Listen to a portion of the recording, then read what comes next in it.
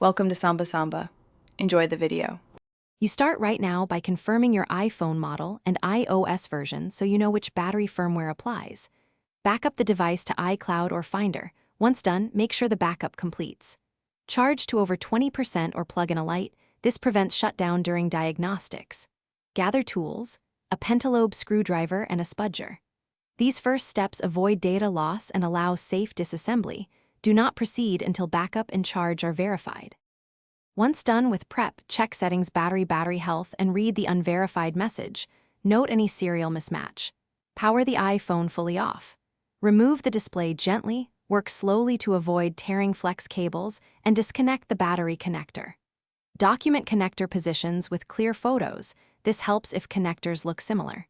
Install a genuine or correctly matched replacement battery, seat it fully, reconnect the battery and display. Then torque screws to original positions before reassembly, so the device recognizes the new component.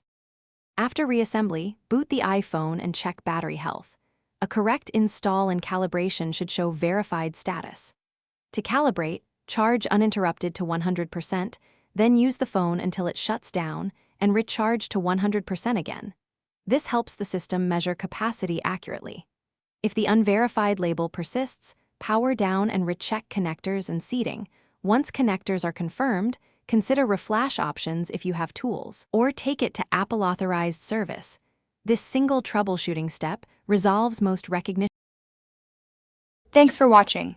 Consider subscribing if we helped you.